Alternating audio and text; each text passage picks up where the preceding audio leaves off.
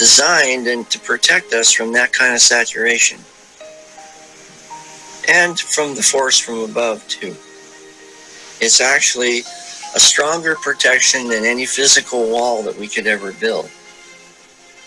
And the reason why we're being saturated is because we're not going by the principles of the Constitution. For example, we hear virtually every day by the Democratic Party that Trump is destroying our democracy. This is not a democracy. It's a constitutional republic. Right. So if you see candidates or politicians saying that Trump is destroying the democracy, that person in that statement right there is abrogating his constitutional duty. It's not a democracy. And the problem with a democracy versus a constitutional republic is that there's no checks and balances form of government. So therefore, if the judiciary and the legislative and the administrative branches of the government, the executive branch of the government, are all in the same political party, you have no recourse. You have no. If you find yourself on the wrong side of the narrative, there's nowhere for you to turn. See, that's the danger of majority rule.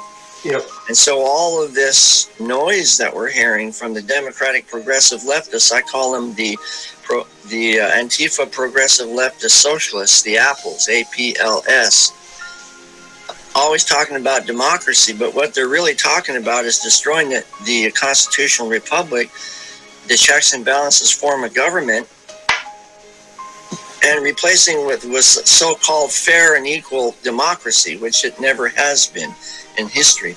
And that's where the Muslim Brotherhood comes in. They're perfectly capable of assuming that shape and helping increase the saturation process from the bottom up. They're accomplishing more so far than they ever probably dreamed they would, without firing a single shot. That's why they say we renounce terrorism. Because they're accomplishing more by their tactic now than they ever would with terrorism. Terrorism just makes us mad. But what they're doing is like hypnotizing us to sleep. And gradually, day by day, this sponge saturates more with more and more water. So the way to stop it is to waterproof the sponge. Of all the times that I was ever betrayed, and I'm not happy to have to say this, of all the times that I was ever betrayed, it was never by a Democrat. It was always by a Republican, every single time. And I'm a conservative myself. I'm a constitutional conservative. That's what I call myself. I don't call myself a Republican or an independent. I call myself a constitutional conservative. I took an oath of office to help protect America and uphold the Constitution. That means I am by default, because of the oath, like yours says, the oath is not retired. We are by default, by our oath of office, constitutional conservatives. We want to preserve it and protect it. So it's no wonder, friend, if we can normalize the killing of our own children, that we also simultaneously become incapable of recognizing the nature of the threats around us. Right. Why would we be worried about jihad if we can normalize our killing of our own children? You can't. It's psychologically impossible. It's like smashing your thumb and you having a little splinter in your little finger. You don't even feel the splinter in your little finger because your thumb.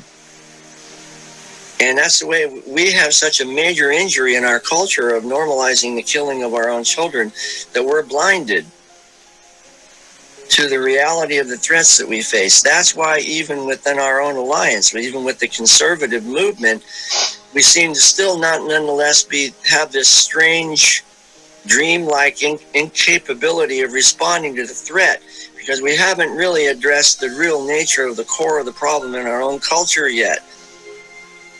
If tomorrow we stopped it and we started valuing the life of every individual, including the unborn, we wouldn't be arguing about sanctuary cities, would we?